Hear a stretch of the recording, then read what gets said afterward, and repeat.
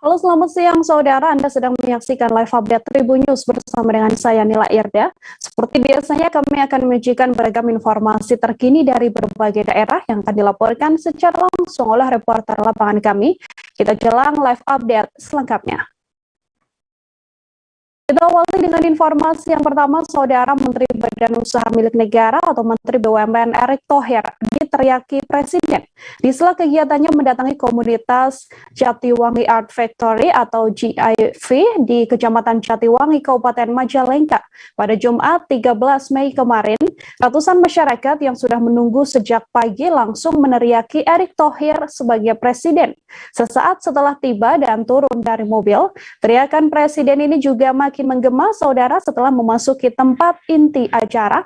Untuk mengetahui bagaimana informasi lebih lengkapnya, sudah ada wartawan Tribun Cirebon, ada Eki Yulianto di sana yang tersambung bersama dengan kami dan akan memberikan informasi lebih lengkapnya untuk Anda. Halo, selamat siang Eki, bisa digambarkan bagaimana suasana saat kedatangan Erick Thohir, lalu bagaimana respon sang menteri ketika diteriaki Presiden? Ya baik, terima kasih Nila. Selamat siang Tribuners. Dapat saya laporkan bahwa kedatangan Menteri BUMN Republik Indonesia Erick Thohir ke Kabupaten Majalengka pada Jumat kemarin disambut meriah oleh masyarakat. Sejak pagi hari, masyarakat sudah berkumpul di galeri komunitas seni di Kecamatan Jatiwangi. Saat itu Erick berencana tiba pada pukul 9 pagi. Namun pantauan saya kemarin sampai pukul 10 belum ada tanda-tanda kedatangan. Hingga akhirnya pada pukul setengah 11 Erick Thohir tiba bersama rombongan. Nah, kedatangan Erick Thohir pun langsung disambut oleh masyarakat dengan meneriakinya Presiden. Hal itu terlihat saat Erick Thohir turun dari mobil dan langsung diteriaki Presiden oleh para warga. Masyarakat yang sudah menunggu sejak pagi langsung meneriaki Erick saat tiba dan turun dari mobil ya. Teriakan Presiden pun makin menggema setelah memasuki inti acara. Nah, diketahui dalam kunjungannya ke Majalengka, Erick hendak menyapa masyarakat serta mendorong produk UMKM agar lebih menggeliat meski masih dalam pandemi COVID. Nah, selain itu usut punya usut, ternyata Majalengka merupakan bukan daerah yang asing untuk Erick karena ibunya merupakan atau kelahiran Majalengka. Nah, selepas berdialog dengan masyarakat dan bersuah foto, Erick pun mendapatkan pertanyaan dari awak media untuk menanggapi dirinya yang terus diteriaki Presiden. Nah, Erick pun ternyata menanggapinya dengan santai. Bahkan menurutnya kedatangannya ke Majalengka bukan untuk bursa pencalonan Presiden, melainkan untuk mengapresiasi adanya komunitas seni dan masyarakat untuk menerima kedatangannya. Erick juga menyebut dalam kunjungannya juga sebagai seorang menteri, ia tetap menyampaikan seluruh program pemerintah di era Jokowi, di mana di era Jokowi seluruh program yang dijalankannya dianggap dapat menyelesaikan seluruh permasalahan di masyarakat. Salah satu programnya yang dicanangkan khususnya untuk mendorong produk UMKM di Majalengka, yakni meningkatkan kredit usaha rakyat atau KUR, di mana dari sebelumnya dengan anggaran 286 triliun ini meningkat menjadi 388 triliun. Nah, sementara dalam kunjungannya Erick Thohir juga ke Majalengka, ada salah satu masyarakat yang juga relawan Erick mendukung Erick untuk maju sebagai calon presiden di 2024. Nah, salah satunya alasan kenapa dia ingin Erick Thohir maju karena Erick memiliki banyak terobosan untuk mengubah Indonesia lebih maju. Hal itu dibuktikan ketika menakodai Kementerian BUMN ini. Nah, berkat Merdeka Berdaulat yang diusungnya, BUMN mengalami perubahan luar biasa baik dari sisi bisnis maupun valuenya. Erick Thohir juga menurutnya merupakan tokoh muda yang energik dan punya banyak prestasi. Menteri BUMN juga merupakan sosok di balik sukses acara penyelenggara Asian Games 2018 dan kemenangan pasangan Jokowi Ma'ruf di Pilpres 2018. Nah, selain itu Erick juga memiliki hubungan yang kuat dengan masyarakat Majalengka. Seperti diketahui Ibunda Erik yang bernama Edna Thohir berasal dari Kecamatan Kadipaten Kabupaten Majalengka. Nah, dari ayahnya Erick Thohir belajar tentang pentingnya membuka wawasan agar memiliki keahlian. Nah, sementara selain ke galeri komunitas seni di Jatiwangi, kunjungan Erik kemarin juga mendatangi Desa Putri Dalem di Jati 7 dan Gedung Islamic Center untuk bertemu masyarakat lain. Demikian, Nila. Baik, terima kasih banyak Eki Yulianto, wartawan Tribun Cirebon melaporkan. Saudara, untuk mengetahui informasi lebih lengkapnya, Tribun wawancara dengan Menteri BUMN Erick Thohir dan juga relawan Erick Thohir Muhammad Ismail. Berikut liputan lengkapnya untuk Anda. Saya menghadiri undangan di sini bukan masalah presiden atau lain-lainnya, tapi ini kan dari komunitas budaya masyarakat yang mengapresiasi. Tentu pada kesempatan ini saya mengucapkan terima kasih, tetapi kita tetap bicara mengenai program pemerintah Pak Jokowi, yang dimana beliau ini selalu menyelesaikan masalah-masalah masyarakat.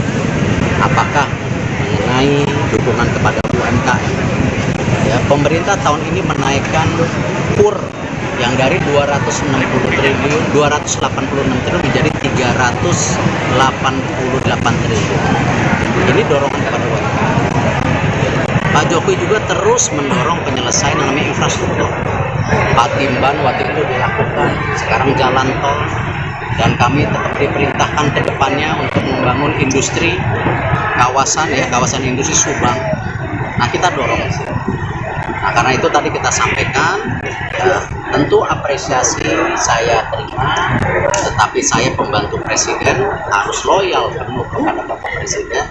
Karena itu ketika saya turun bertemu masyarakat, saya tetap sampaikan program-program pemerintah, ya, yang insya Allah tentu maksudnya baik. Ya. Terima kasih. Banyak ini, Pak. Alhamdulillah, relawan Balad Erick Thohir Kabupaten Majalengka sangat setia dengan dideklarasikannya Balad Erick Thohir pada 15 Januari 2022. Sampai sekarang kami bergerak terus bergerilya untuk kemenangan Bapak Erick Thohir di 2024 sebagai Presiden Republik Indonesia. Pak, kenapa Pak memilih Pak Erick untuk di presiden, Pak? Ya, beliau kan orang Majalengka, putra daerah. Saya orang daerah, orang Majalengka. Otomatis dong. Siapa lagi kalau bukan oleh kita? Makanya kami Balad Erick Thohir Kabupaten Majalengka terus bergerak untuk kemenangan Bapak Erick Thohir. Elektabilitasnya naik, nanti kita bisa melenggang ke RI 1. Emang apa Pak kelebihan Pak Erick, Pak, dibanding yang lainnya?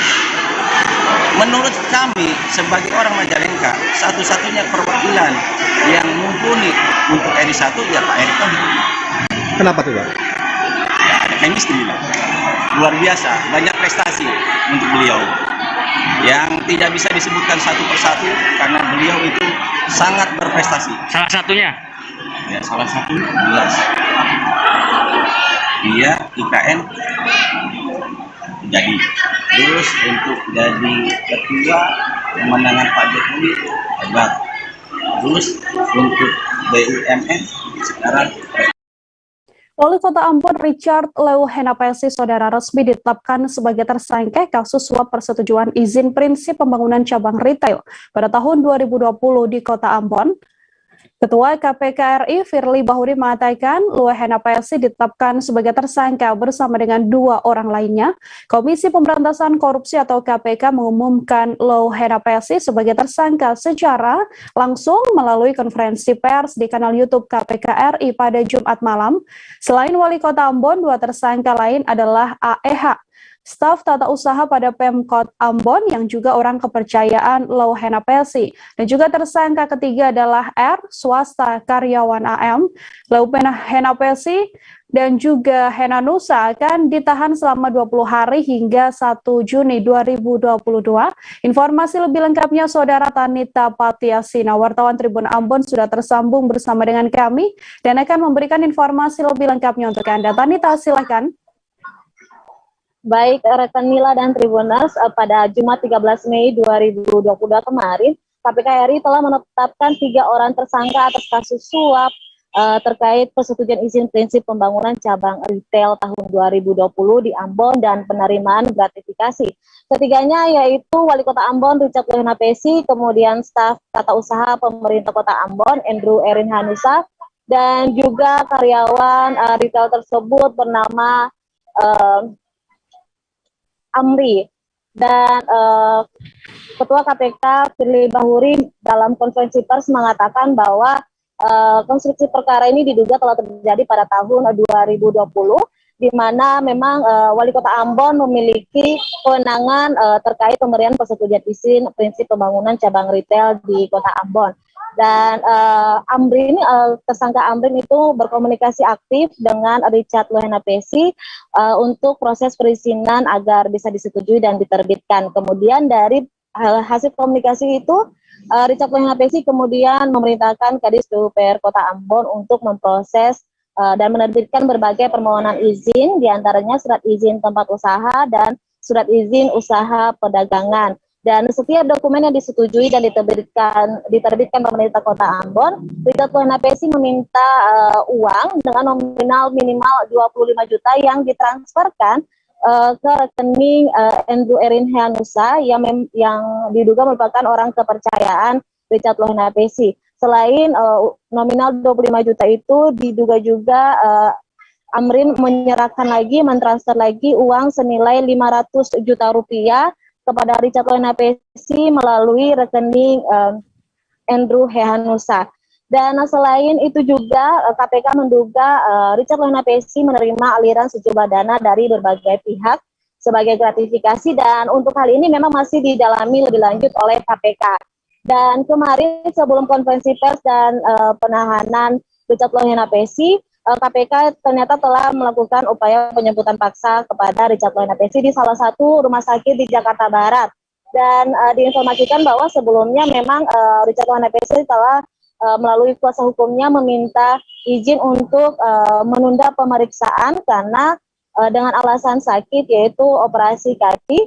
Dan ternyata dari hasil pemantauan dari KPK dan juga izin dari tim dokter Richard Lohenapesi, tim dokter akhirnya mengizinkan KPK untuk membawa Richard Lohenapesi diperiksa. Kemudian setelah konferensi pers, kemudian KPK langsung menahan Richard Lohenapesi dan Andrew Erin Hanusa selama 20 hari, terhitung dari kemarin 13 Mei 2022 hingga 1 Juni 2022 mendatang. Sementara untuk tersangka Amri masih belum ditahan dan dihimbau oleh KPK untuk kooperatif datang pemeriksaan. Untuk tersangka Richard Lohenapesi, Wali Kota Ambon, dan Andrew Erin Hanusa disangkakan pasal 12 huruf A atau huruf B atau pasal 11 dan pasal 12 Undang-Undang Republik Indonesia nomor 31 tahun 99. Sementara untuk tersangka Amrin itu disangkakan melanggar pasal 5 ayat 1 huruf A atau pasal 5 ayat 1 huruf B atau pasal 13 Undang-Undang Republik Indonesia nomor 31 tahun 1999 tentang pemberantasan tindak korupsi. Dan sebelumnya beberapa kali pemantauan kami di rumah dinas Wali Kota Ambon di sini memang tampak sepi, dan hasil wawancara kami juga sebelumnya diketahui bahwa memang Richard Lohenapesi sudah tidak berada di Kota Ambon sejak beberapa hari yang lalu. Demikian yang bisa saya sampaikan, Mila dan Tribuners. Ya, terima kasih Tanita Fatiasina, wartawan Tribun Ambon melaporkan. Untuk mengetahui informasi sedetailnya, saudara telah terhimpun wawancara dengan Ketua KPK RI Firly Bahuri. Berikut liputannya untuk Anda. KPK sedang melakukan kegiatan penelitian dugaan korupsi, suap, dan gratifikasi Ambon. Ya. Dan hari ini kami memanggil 2 orang yang sebelumnya telah ditetapkan sebagai tersangka. Gitu ya. Sejauh ini kami belum mendapatkan informasi kehadiran dari yang terkait tersangka. Namun demikian, kami menilai bahwa salah satu tersangka tersebut tidak kooperatif sehingga tidak diberikan memaksa ya, namanya orang. Dan nanti saya kira teman-teman bisa kira-kira yang bersangkutan dalam proses ada orang yang memiliki kewenangan memberikan izin. Yang lain ada pihak yang membutuhkan izin. Nah, kewenangan ini bisa jadi penyalahgunaan kewenangan. Dan itu pasti terkait dengan kekuasaannya. Tidak bisa kita bisa menyalahgunakan kewenangan tanpa ada kekuasaan.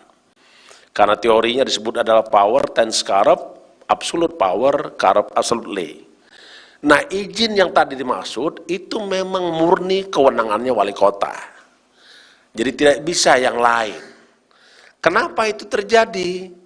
Karena setiap memberikan izin, pihak yang mengurus izin bisa saja memberikan sesuatu, yang memberikan izin menerima sesuatu. Karenanya di dalam konsep tindak pidana suap selalu ada yang memberi dan ada yang menerima.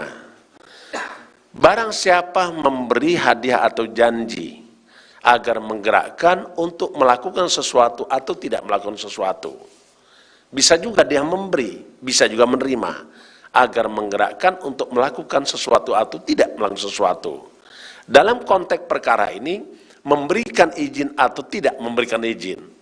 Kebetulan melakukan sesuatu adalah memberikan izin dan mendapat hadiah ataupun janji. Tadi yang saya sampaikan, setiap izin itu ada nilai rupiah yang kurang lebih sekitar 25 juta tadi.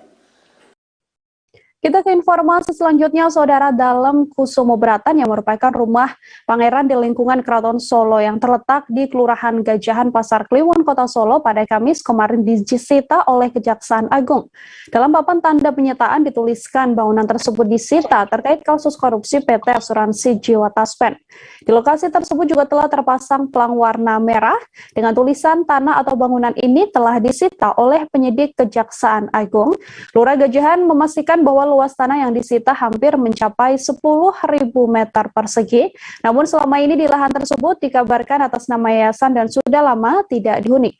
Untuk mengetahui informasi selengkapnya, Saudara, wartawan Tribun Solo tersambung bersama kami. Ada Tara Wahyu di sebelah sana dan akan memberikan informasi lebih detailnya untuk Anda. Tara Wahyu, silakan dengan laporannya. Baik, selamat siang Nila dan selamat siang Tribuners. Benar, Kejaksaan Agung pada hari Kamis lalu telah menyita sebuah lahan seluas 10.000 meter di daerah Kelurahan Gajahan, Kecamatan Pasar Kliwon karena diduga terkait kasus korupsi PT Asuransi Jiwa Taspen. Lahan dan bangunan yang berada tepat di sisi barat alun-alun Keraton Surakarta itu dahulunya merupakan kediaman pangeran dari Gusti Pangeran Haryo Kusumobroto yang tak lain adalah anak dari Pakubuwono ke-10. Lurah Gajahan Suyono pun juga membenarkan penyitaan oleh Kejaksaan Agung di daerahnya pada hari Kamis lalu. Di dalam selain penyitaan itu juga telah dilakukan sudah telah dipasang pelang berwarna merah dalam perkara tindak pidana korupsi PT Asuransi Jiwa Taspen tahun 2017 atas nama Marioso Sumaryono dan kawan-kawan. Penyitaannya sendiri dilakukan pada hari Kamis pagi atau sekitar pukul 10. Sebelum menyegel tanah, pihak Kejagung mendatangi Kelurahan Gajahan untuk berkoordinasi. Suyono sendiri mengaku pada saat Kejagung datang hanya sebagai mendampingi, namun tidak tahu pasti pemilik lahan atau tempat yang disita oleh Kejagung tersebut. Menurutnya, lahan tersebut telah lama terbengkalai hingga sekarang pun dipenuhi oleh semak belukar. Bangunan yang ada pun sudah lama tak terawat. Menurut Suyono sendiri, di luas 10.000 meter itu ternyata ada 3 bangunan yang disita oleh Kejaksaan Agung. Lahan tersebut terbagi menjadi 3 sertifikat hak guna bangunan atas nama PT Swarna Surakarta Hadiningrat. Sebelumnya, seperti kita ketahui, Kejaksaan Agung telah menahan mantan Direktur Utama sekaligus Ketua Komite Investasi PT Asuransi Jiwa Taspen, Marioso Sumaryono terkait kasus tersebut. Selain itu, Kejagung juga menahan Hasti Sriwahyuni selaku beneficial owner grup PT Sekar Wijaya. Seperti itu, Nila. Baik, terima kasih banyak Tara Wahyu, wartawan Tribun Solo melaporkan. Saudara, selamat bertugas kembali Tara. Kita ke informasi lain, Saudara. Jenazah sopir truk korban penembakan KKB di Kabupaten Puncak, Nober Palintin, telah dipulangkan ke kampung halamannya di Tanah Toraja. Nober Palintin ini ditembak oleh kelompok kriminal bersenjata pada Rabu 11 Mei kemarin saat tengah mengambil material menggunakan truk di sebuah kali. Kapolres Puncak AKBP Nyoman Pudia mengatakan jenazah Nober Palintin yang berprofesi sebagai sopir truk ini sudah berhasil dievakuasi dari distrik Ilaga. Nober diduga hanyut setelah ditembak KKB saat berusaha melarikan diri ke arah sungai.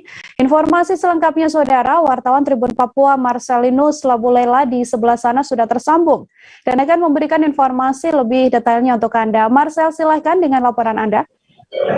Baik, benar sekali Nila dan Tribuners, selamat siang.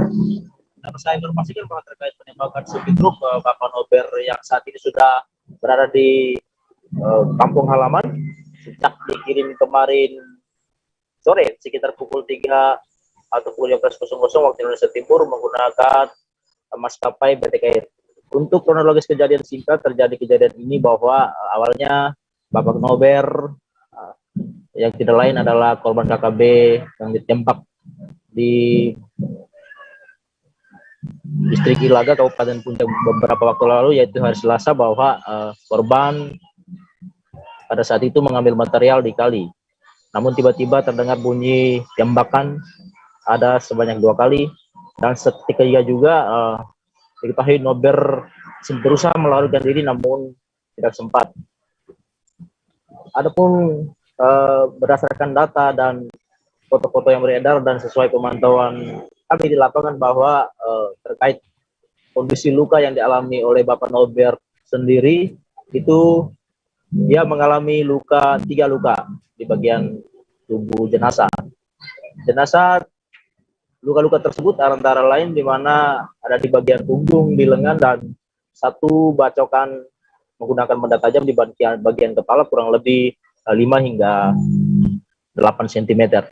Dapat saya informasikan bahwa terkait pemulangan jenazah kemarin dievakuasi dari Ilaga menuju ke Timika sampai di Bandara Moses Kilangin, Kota Timika, Papua, itu sekitar pukul 9.20 dan korban memang tidak memiliki keluarga di Timika sehingga korban langsung diganti peti jenazahnya karena peti jenazah dari Puncak hanya adalah peti jenazah sederhana dan langsung diganti oleh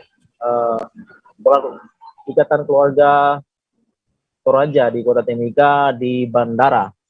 Dapat saya tambahkan juga bahwa terkait dengan adanya insiden berulang-ulang kali yang memakan banyak korban, khususnya warga sipil yang ada di Kabupaten Puncak, bahwa terkait dengan hal ini pihak dari IKT, Ikatan Keluarga Toraja yang berada di Kabupaten Puncak sangat menyayangkan kejadian ini, mengingat berulang kali kejadian ini terjadi di sana dan sasarannya adalah warga sipil, khususnya warga Toraja. Pihak IKT mengatakan bahwa terkait insiden ini mereka berharap agar aparat keamanan yang berada di lokasi kejadian segera mencari pelaku dan dihukum setimpal sesuai dengan perbuatan yang dilakukan kepada korban. Dapat saya informasikan juga Nila terkait dengan adanya insiden ini, antusias atau korban saat tiba di Kota Timika disambut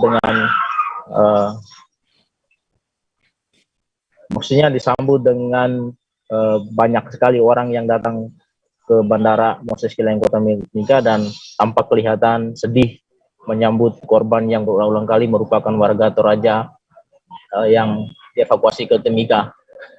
Dapat saya tambahkan juga Gila dan Tribuners terkait insiden ini.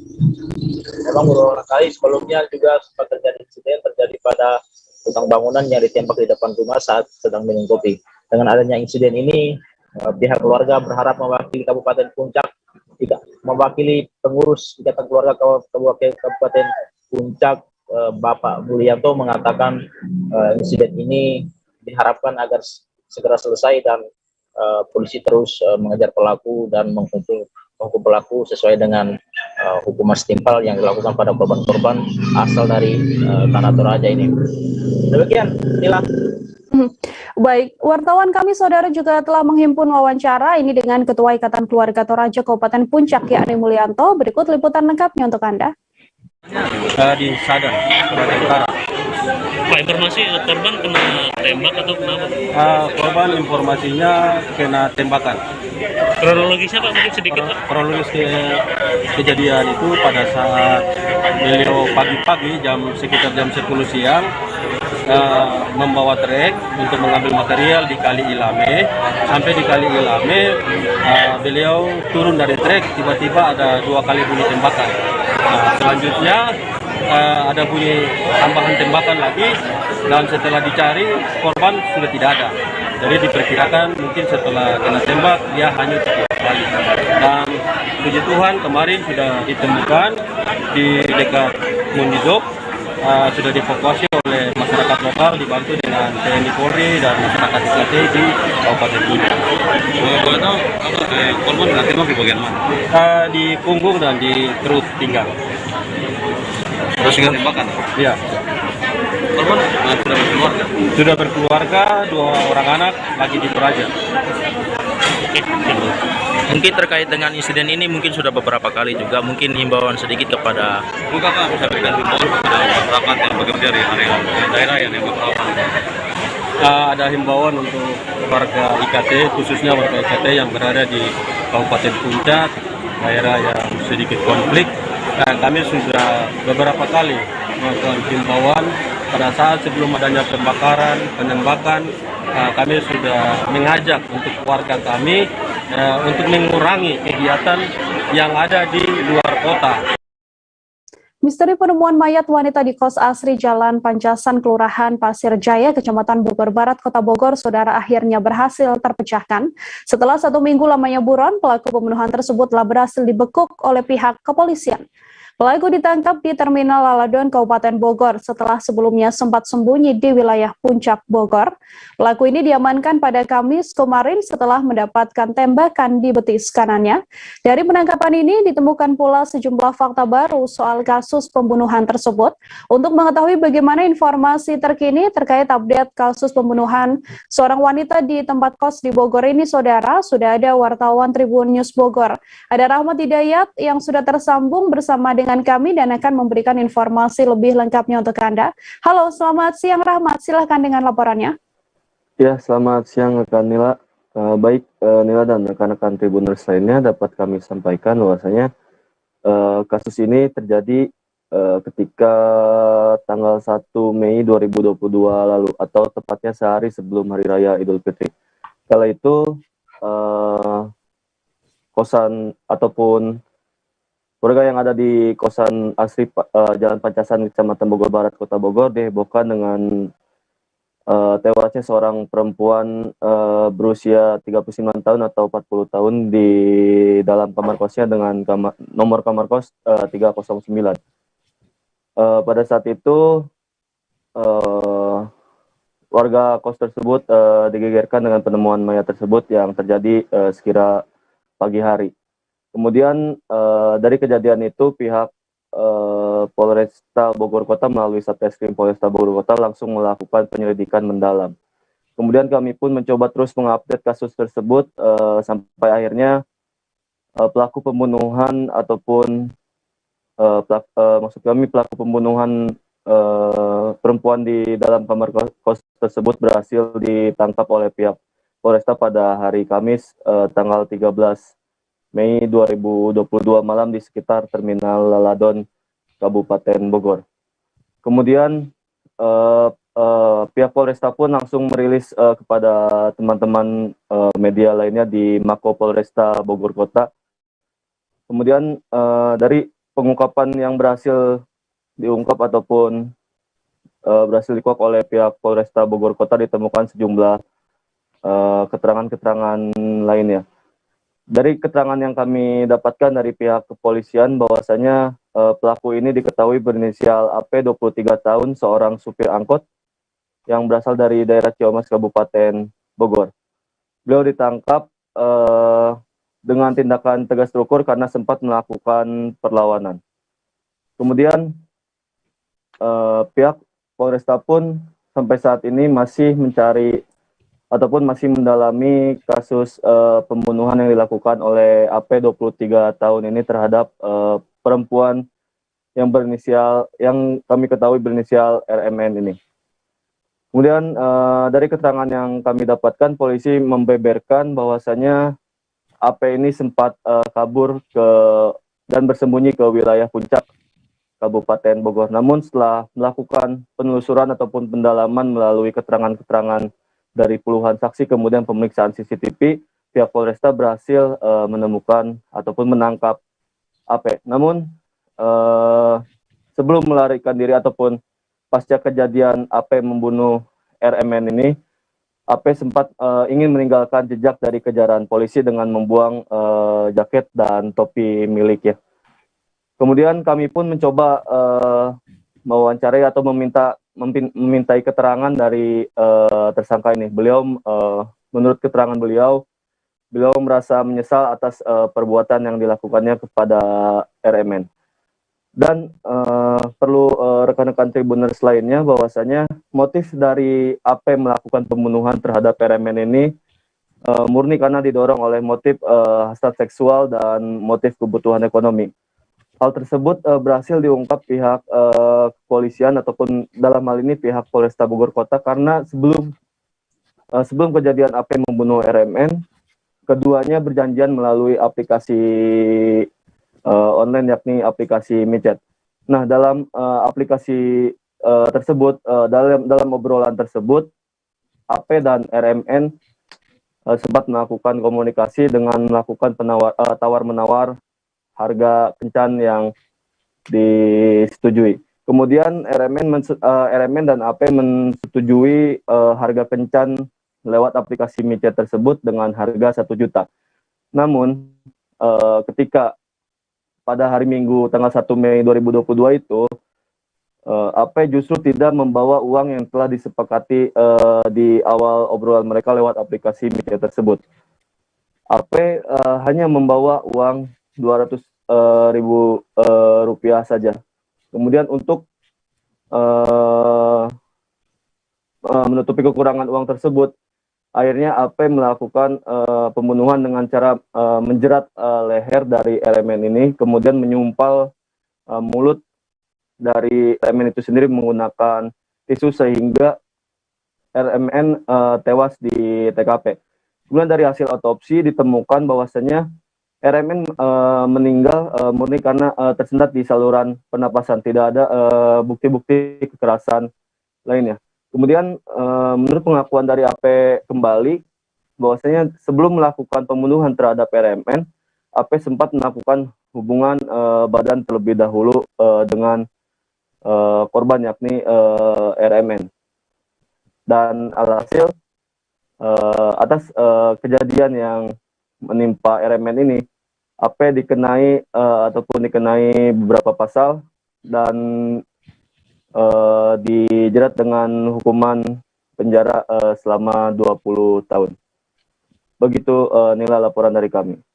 Baik, terima kasih banyak Rahmat Hidayat, wartawan Tribun News Bogor melaporkan. Saudara, untuk mengetahui informasi lebih detailnya, sudah terhimpun wawancara yang dilakukan wartawan kami dengan Kapolresta Bogor Kota Kombes Pol Susatyo Purnomo Condro. Berikut liputannya untuk Anda. Telah berhasil mengungkap kasus pembunuhan yang terjadi pada tanggal 1 Mei 2022 sekitar pukul 55.45.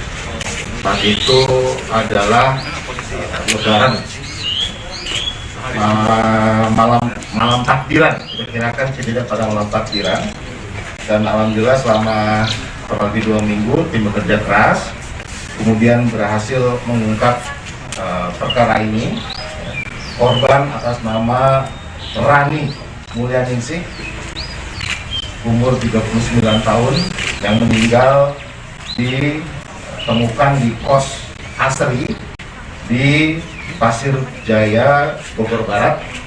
Adapun tersangka adalah Agung Prawira alias Agung Nono, 23 tahun, warga Ciamas, Kabupaten Bogor. Kami telah memeriksa setidaknya sebanyak 20 orang saksi terkait dengan kejadian ini. Kemudian berdasarkan CCTV yang kami temukan di kos-kosan tersebut, kami sempat mencurigai sebanyak 7 orang. 7 orang dengan kebiasaan menggunakan jaket seperti yang ada di CCTV ataupun topi. Dan tadi malam kami lakukan penangkapan. Masih terkait kasus pembunuhan, Saudara, polisi berhasil mengungkap kasus pembunuhan seorang duda asal Kecamatan Marosebo Ulu, Desa Peninjauan RT 13, yakni Muhlisin maksud saya, dan juga telah menangkap pelakunya. Penangkapan tersebut dipimpin langsung oleh Kapolsek Marosebo Ulu Ibtu Sagala dan juga tim Karis Satreskrim Polres Batanghari. Jasad korban sebelumnya ditemukan di dalam kamarnya dengan posisi terlentang sekujur tubuh dan juga berlumuran darah akibat luka tusukan yang dilakukan oleh pelaku. Diduga pelaku tega menghabisi nyawa temannya sendiri lantaran sakit hati, yang mana pelaku tidak diberikan uang hasil penjualan buah kelapa sawit yang dicuri bersama teman-temannya. Informasi lebih detailnya, Saudara, Musawira, wartawan Tribun Jambi tersambung bersama dengan kami dan akan memberikan informasi lebih lengkap untuk Anda. Musawira, silakan dengan laporan Anda.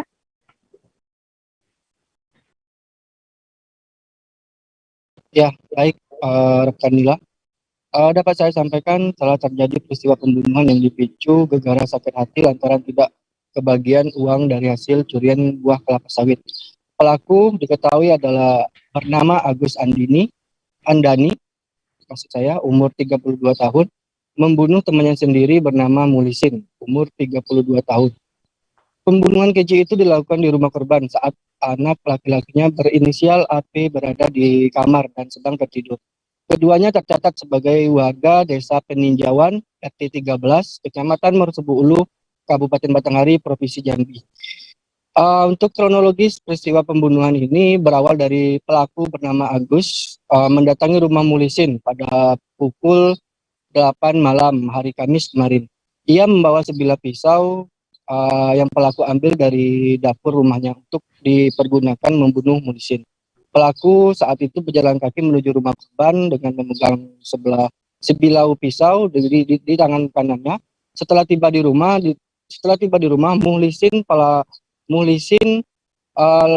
pelaku maksud saya menuju ke kamar Muhlisin dan melihat korban sedang tidur bersama anaknya. Untuk memastikan aksinya ini, pelaku juga ikut berada di samping Muhlisin untuk memastikan bahwa Muhlisin dan anaknya itu tertidur pulas selama kurang lebih 1 jam.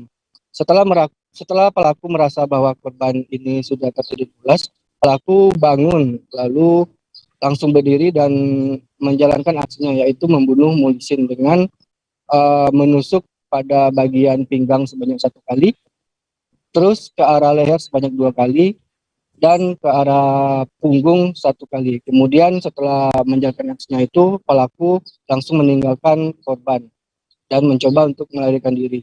Ternyata dari peristiwa ini motif dari pelaku yaitu tidak terima dan sakit hati karena dalam aksi pencurian buah kelapa sawit itu tidak dibagikan kepada pelaku.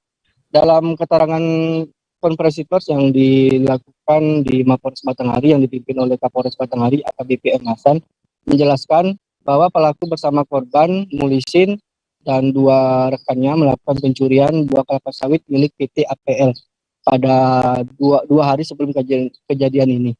Setelah selesai melakukan pencurian buah kelapa sawit, pelaku langsung menuju ke rumah, sedangkan Muhlisin, Iwan, dan Daud, yaitu rekan-rekan dalam pencurian itu, menjual kelapa sawit hasil pencurian tersebut. Dan kemudian pada hari Kamis kemarin, pelaku mendatangi rumah korban dan melihat Daud dan Iwan berada di rumah tersebut. Kemudian pelaku menanyakan uang hasil dari penjualan buah kelapa sawit yang dicuri mereka. Lalu korban ini mengatakan kepada pelaku bahwa uang tersebut sudah habis dipakai untuk mengonsumsi sabu-sabu. Mendengar kabar ini, kemudian pelaku kembali ke rumah dan sekira pukul 8 mendatangi rumah pelaku dan melampiaskan kekesalannya dengan cara membunuh Muhlisin. Nah, untuk penangkapan pelaku dapat saya sampaikan pada kejadian itu tepatnya pada jam setengah 12 malam, Kapolsek Morsebo Ulu, Ibtu P. Segala dan tim Tris Satreskrim Polres Batanghari berhasil mengamankan pelaku di rumahnya. Tak lama berselang kejadian itu. Pelaku saat berada di rumah itu melakukan persiapan untuk mencoba melarikan diri. Akan tetapi polisi dengan cepat menangkap pelaku di rumahnya. Hingga saat ini untuk diketahui dalam aksi pencurian tersebut pihak kepolisian belum menerima laporan dari PT APL mengenai pencurian kelapa sawit yang dilakukan oleh Muhlisin, pelaku dan dua rekannya tersebut. Dan terkait anak korban yang saat itu menyaksikan ayahnya dibunuh, saat ini sedang ditangani oleh unit PPA Polres Batanghari, dan atas perbuatannya ia diancam melakukan pembunuhan dengan berencana sebagaimana dimaksud dalam pasal 340 KUHP subsidiar pasal 338 KUHP pidana dengan ancaman paling lama 20 tahun dan hukum pidana seumur hidup. Begitu nilai laporan yang dapat saya sampaikan dari Provinsi Jambi. Baik, terima kasih Bu Sawira, wartawan Tribun Jambi melaporkan. Saudara, untuk mengetahui informasi lebih lengkapnya, telah terhimpun wawancara dengan Kapolres Batanghari AKBP Muhammad Hasan. Berikut liputan lengkapnya untuk Anda. Kejadian pembunuhan yang dilakukan oleh saudara A, TKP di Peninjauan, Kecamatan Morsebo. Kejadian dilakukan pada pukul 21.30 dan kami berhasil mengamankan pelaku pukul 00.15. Jadi hanya hitungan jam kami bisa mengamankan pelaku pembunuhan. Pelaku seorang sendiri, jadi pelaku dengan korban sudah saling kenal. Kronologisnya adalah bahwa pelaku dan korban ini sama-sama melakukan tindak pidana pencurian di kebun sawit PT APL. Namun hasil penjualan sawit tersebut dijual oleh korban. Seorang pria menjadi korban penusukan di halaman wahana game ketangkasan Star Zone, saudara, yang terletak di Jalan Veteran Kelurahan Parit, Kecamatan Tanjung Padan pada Kamis 12 Mei tengah malam. Belum diketahui pasti penyebab kejadian tersebut, namun saat ini korban masih mendapatkan perawatan intensif di ruang ICU RSUD Marsidi Judono. Korban mengalami luka pada bagian perut sedalam setidaknya 12 cm akibat tusukan pisau pelaku di lokasi yang berada di Kelurahan Kampung Parit ini. Informasi sedetailnya, saudara, wartawan Pos Belitung Dede Suhendar sudah tersambung bersama dengan kami dan akan memberikan informasi lebih lengkapnya untuk Anda. Halo, selamat siang. Dede, bisa dijelaskan untuk kronologis kejadian ini seperti apa, kemudian bagaimana update terkininya? Ya, baik, Mila, bisa kami sampaikan seorang laki-laki berinisial DK menjadi korban penusukan yang terjadi di halaman wahana game ketangkasan yang disebut Star Zone yang terletak di Jalan Veteran Kelurahan Parit, Kecamatan Tanjung Padan, Kabupaten Belitung pada Kamis tengah malam lalu. Hingga saat ini kami memang belum mengetahui penyebab pasti dan kronologis dari kejadian tersebut. Namun berdasarkan update terakhir, korban masih terbaring di ruang ICU RSUD Marsidi Judono pasca menjalani operasi akibat luka tusuk sekitar 12 cm di bagian perutnya. Namun pada hari Jumat kemarin kami mencoba mendatangi keluarga korban untuk mencari informasi terkait kejadian tersebut. Namun berdasarkan keterangan ibu korban yang kami temui di sekitar ruangan ICU RSUD Marsidi Judono, beliau hanya mengatakan tidak tahu menahu terkait dengan kejadian tersebut. Sebab dirinya baru datang ke rumah sakit pada hari Jumat pagi lalu untuk melihat kondisi anaknya. Ia hanya menyampaikan bahwa kondisi anaknya pasca menjalani operasi sudah mulai normal dan stabil dan tinggal menunggu perkembangan dari dokter. Kami juga mencoba mengkonfirmasi kepada Kasat Reskrim Polres Belitung, Ibtu Edi Purwanto, Namun beliau tidak bisa berkomentar banyak sebab hingga Jumat kemarin pihak dari Polres Belitung juga belum menerima laporan resmi dari pihak keluarga korban. Demikian Nila. Baik, terima kasih banyak Dede Suendar, wartawan Pos Belitung atas informasi Anda. Selamat bertugas kembali. Kita lanjutkan ke informasi lain, Saudara. Seorang pria berusia 62 tahun di Bandar Lampung harus berurusan dengan pihak berwajib. Pasalnya, pria berinisial SR, warga Teluk Betung Timur, Bandar Lampung ini tega meruda paksa putri kandungnya sendiri. Saat ini SL diketahui telah ditangkap oleh pihak kepolisian.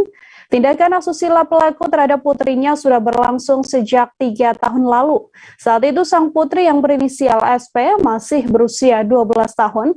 Informasi lebih lengkapnya Saudara Jovitar Husin, wartawan Tribun Lampung sudah tersambung bersama dengan kami dan akan memberikan informasi lebih lengkapnya untuk Anda. Jovitar, selamat siang. Silahkan dengan laporannya. Siang Nila, baik bisa saya sampaikan bahwa tindak asusila yang dilakukan SL, pria berusia 62 tahun ini terjadi sejak 3 tahun lalu. Saat itu korban yang merupakan anak kandungnya sendiri masih berusia sekitar 12 tahun. Adapun tindak asusila ini terungkap setelah korban menceritakan kepada kakek dan neneknya dan akhirnya diketahui oleh ibu kandungnya sendiri. Selanjutnya ibu kandung korban melaporkan tindak asusila tersebut ke Polresta Bandar Lampung. Setelah dilakukan penyelidikan, Satreskrim Polresta Bandar Lampung mengamankan SL yang sempat kabur di daerah Tanggamus. Saat ini tersangka sudah diamankan di Mapolresta Bandar Lampung untuk proses penyidikan lebih lanjut. Para kepolisian bakal mempersangkakan tersangka dengan pasal Undang-Undang Perlindungan Anak dengan ancaman maksimal 15 tahun. Bahkan tersangka bakal dikenakan pemberatan mengingat masih ada hubungan keluarga dengan korban. Menurut Kasatreskrim Polresta Bandar Lampung, tersangka bisa dikenakan 2/3 dari ancaman yang diberikan oleh polisi. Demikian Nila. Baik, untuk saat ini Jovitar bisa diinformasikan kondisi korban seusai ditangkapnya pelaku ini seperti apa? Ya, untuk kondisi korban sendiri dikabarkan sudah mulai membaik. Memang pada awalnya korban yang masih berusia 15 tahun ini sempat mengalami gangguan psikis. Namun dengan bantuan dari unit PPA, korban telah diberikan penanganan lebih lanjut. Demikian Nila. Baik, terima kasih banyak Jovitar Husin, wartawan Tribun Lampung atas laporan Anda. Selamat bertugas kembali. Ke informasi lainnya, Saudara, seorang pengantin di Bone meninggal dunia sehari setelah menikah. Sehari setelah menikah, istri dari Enal, yakni Rahmatang, meninggal dunia. Pesta pernikahan Enal dan Rahmatang ini berlangsung di Kampung Baru, Desa Ulo, Kecamatan Telu Siatinge, Kabupaten Bone pada Rabu 10 Mei. Kisah cinta Enal ini viral di media sosial Instagram. Sang mempelai wanita diduga meninggal dunia sehari setelah pernikahan karena kelelahan seharian duduk. Untuk mengetahui informasi lebih lengkapnya, Saudara, Kasdar Kasau, wartawan Tribun Timur sudah tersambung bersama dengan kami dan akan memberikan informasi lebih lengkapnya untuk Anda. Selamat siang Kasdar, silahkan dengan laporannya. Baik, terima kasih rekan Nila dan Tribuners dimanapun Anda berada. Dapat saya laporkan di Kabupaten Bone, Sulawesi Selatan bahwa ada sebuah kisah pilu yang menimpa salah seorang pemuda di Kabupaten Bone, Sulawesi Selatan, tepatnya di Kampung Baru, Desa Ulo, Kecamatan Telu Siatinge, Kabupaten Bone, Sulawesi Selatan, di mana seorang pemuda bernama Enal harus merelakan kehilangan istrinya karena sehari setelah menikah Enal kehilangan seorang istri yang saat itu diduga mengalami gejala tipes dan segera dibawa ke rumah sakit, dan pada hari Kamis tanggal 12 Mei 2022 Rahmatang, istri Enal, dinyatakan meninggal dunia. Dan pada saat itu rekan Nila dan Tribuners bahwa pesta baru saja dilaksanakan dan masih menyisa tenda masih terpasang dan semua pernak-pernik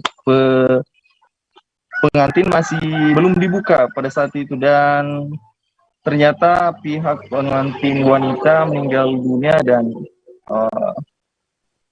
kondisi Enal saat itu pingsan dan dibantu oleh sejumlah kerabat untuk memberikan support dan dukungan terhadap Enal yang sangat sedih Begitu rekan Nila dan Tribuners, kembali ke studio.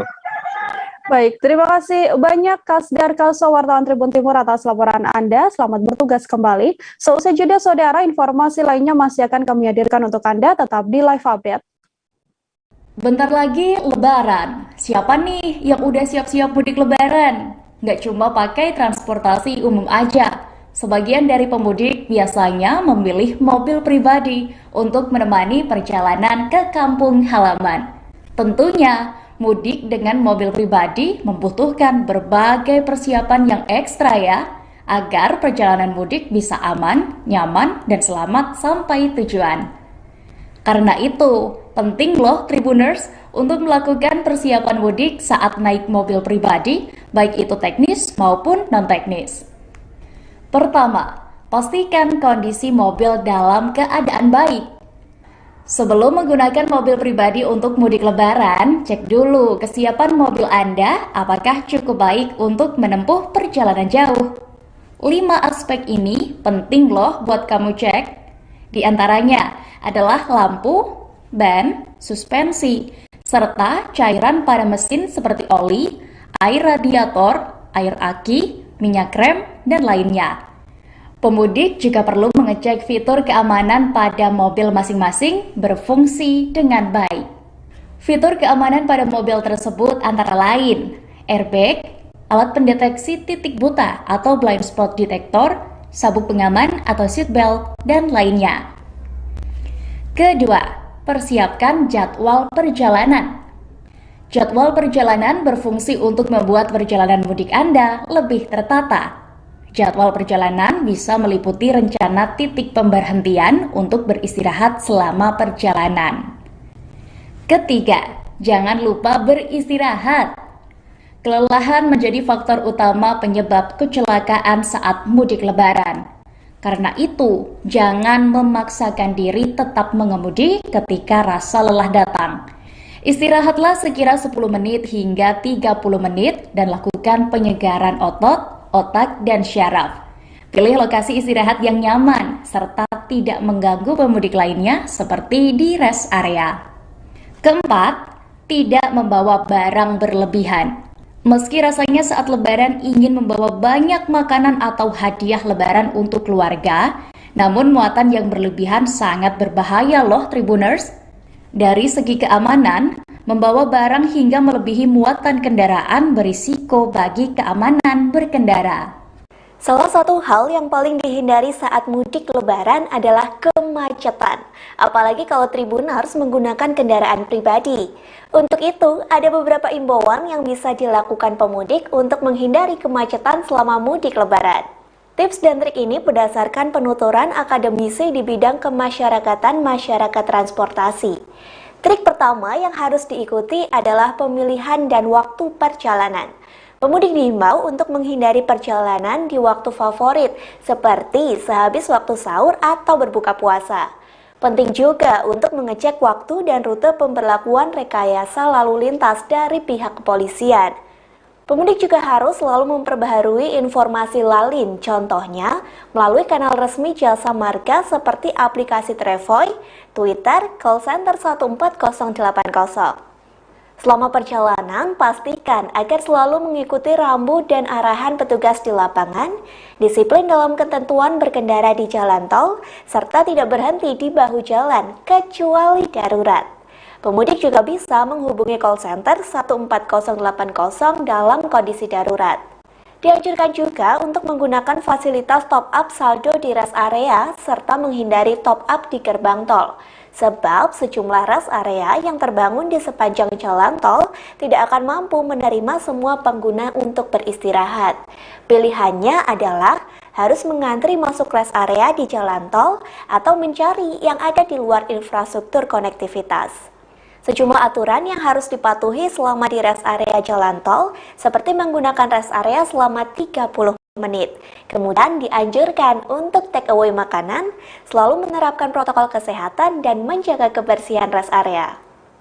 Mudik Lebaran mending malam atau siang hari ya? Apa saja pertimbangan resikonya? Musim mudik Lebaran kali ini banyak dipakai masyarakat untuk kembali ke kampung halaman. Tak jarang Anda masih bersama dengan kami dalam live update Tribun News. Saudara, kita beralih ke informasi selanjutnya. Puluhan masyarakat Kampung Bener Mulai, Kecamatan Wih Pesam, Kabupaten Bener Meriah pada Jumat 13 Mei menyegel kantor RJ Kampung atau kantor desa setempat. Penyegelan kantor ini digelar pada aksi unjuk rasa mendesak RJ Kampung Bener Mulia Desi Ayuning Tias agar mundur dari jabatannya. Sejumlah massa yang terdiri dari kaum laki-laki dan ibu-ibu ini menyegel kantor tersebut dengan mengunci pintu. Tak hanya itu, mereka juga menempel sejumlah poster di pintu, jendela, dan juga dinding kantor. Informasi selengkapnya, saudara wartawan Serambi News Budi Patria sudah tersambung bersama dengan kami dan akan memberikan informasi lebih lengkapnya untuk Anda. Halo Budi, silahkan dengan laporannya. Ya, halo rekan Nila dan rekan Tribun News. Dapat kami laporkan, puluhan masyarakat Kampung Bener Mulia, Kecamatan Wih Pesam, Kabupaten Bener Meriah, Jumat kemarin menyegel kantor desa di kampung setempat. Penyegelan kantor desa itu dilakukan dalam aksi unjuk rasa mendesak RJ atau Kepala Desa Kampung Bener Mulia, yaitu Desi Ayuning Tias, agar mundur dari jabatannya. Pada aksi tersebut, sejumlah massa yang terdiri dari kaum laki-laki dan ibu-ibu menyegel kantor desa itu dengan mengunci pintunya. Tidak hanya itu, mereka juga menempel sejumlah poster di pintu, jendela, dan dinding kantor tersebut. Poster yang ditempel itu bertuliskan diantaranya meminta turunkan RJ Kampung atau istilahnya Kepala Desa. Mereka juga tidak percaya lagi dengan Kepala Desa atau RJ, dan juga RJ atau Kepala Desa Kampung diminta untuk mengundurkan diri atau diundurkan. Kemudian ada juga poster yang bertuliskan dana desa tidak jelas. Petua, tolong indahkan tuntutan kami masyarakat. Mengetahui aksi tersebut, pihak Muspika Kecamatan Wih Pesam, Kabupaten Bener Meriah langsung turun ke lokasi untuk berdialog dengan masyarakat dan perangkat desa setempat. Pada mediasi yang dihadiri Camat Wih Pesam, Sabri bersama Kapolsek Wih Pesam, Ida Sofian Kurniawan, Petua Kampung dan RJ Kampung atau Kepala Desa Kampung setempat, serta perwakilan masyarakat. Setelah mendengar aspirasi dari masyarakat dan perangkat desa, kemudian Camat bersama Kapolsek meminta warga untuk membuka kembali kunci pintu kantor desa yang disegel itu. Namun permintaan itu ditolak mentah-mentah oleh masyarakat sebelum tuntutan mereka dipenuhi. Maka massa meminta agar Kepala Desa diberhentikan. Setelah RJ diberhentikan, maka kantor desa akan dibuka kembali. Melihat suasana semakin tegang, Camat bersama Kapolsek berusaha menenangkan massa agar tidak terjadi aksi-aksi anarkis. Maka setelah ada keputusan, lahirlah kesepakatan kantor desa itu akan dibuka kembali setelah adanya keputusan dari Petua atau Badan Permusyawaratan Kampung setempat. Setelah ada keputusan itu, kemudian puluhan massa aksi yang dikawal ketat oleh aparat keamanan membubarkan diri dengan tertib. Begitu, rekan Nila. Ya, terima kasih Budi Patria, wartawan Serambi News atas laporan Anda. Selamat bertugas kembali. Kita lanjutkan ke informasi lain, saudara. Baru sehari menjabat sebagai pejabat atau PJ Gubernur Provinsi Kepulauan Bangka Belitung, Ridwan Jamaluddin langsung mendatangi kawasan hutan lindung pantai Bedukang, Desa Deniang, Kecamatan Riau Silip, Kabupaten Bangka pada Jumat sore. Ridwan mendapatkan informasi bahwa kawasan tersebut dirambah baik oleh tambang skala besar, tambak udang, kebun, dan didirikan bangunan permanen. Dalam kunjungan itu, Gubernur Provinsi Kepulauan Bangka Belitung Ridwan Jamaluddin didampingi oleh sejumlah pejabat lain. Untuk mengetahui informasi lebih lengkapnya, saudara, wartawan Bangka Pos Dedi Marjaya sudah siap dengan laporannya untuk Anda. Selamat siang, Dedi, silahkan dengan laporan Anda. Ya, selamat siang Nila, tribunnews.com. Dapat saya kabarkan bahwa satu hari setelah dilantik oleh Menteri Dalam Negeri Tito Karnavian, penjabat Gubernur Kepulauan Bangka Belitung yang ditunjuk Ridwan Jamaluddin langsung setibanya dari Jakarta langsung menuju ke lokasi hutan lindung pantai di kawasan Desa Deniang, Kecamatan Riau Silip, Kabupaten Bangka, di mana kawasan ini dirambah oleh penambang liar, tambang timah liar yang tidak memiliki izin. Selain itu di lokasi ini juga tak jauh dari lokasi juga ada tambak udang yang beraktivitas di kawasan hutan lindung pantai. Menurut Ridwan Jamaluddin, dirinya mendapatkan informasi ini sebelum ditunjuk sebagai penjabat Gubernur Kepulauan Belitung saat dirinya menjabat sebagai Dirjen Minerba. Ridwan Jamaluddin berjanji akan menindaklanjuti kejadian ini untuk dibawa ke ranah hukum, karena apapun alasannya, tindakan melakukan aktivitas di hutan lindung jelas-jelas melanggar hukum. Ridwan Jamaluddin berharap ini untuk terakhir kalinya aktivitas yang melanggar, yang tidak berizin melakukan perambahan hutan lindung.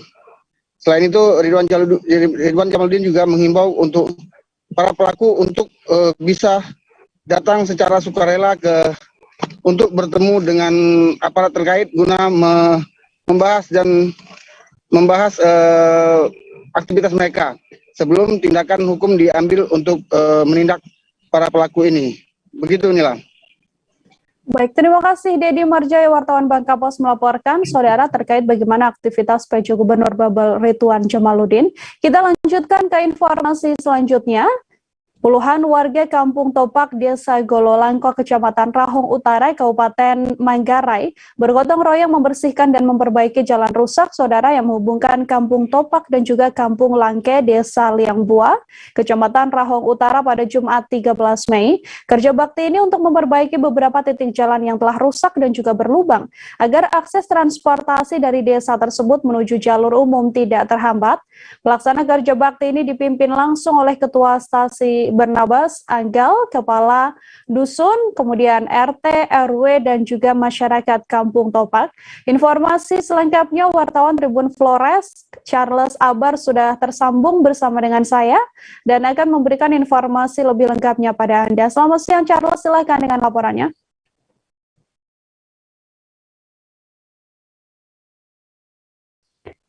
Ya, selamat siang Charles.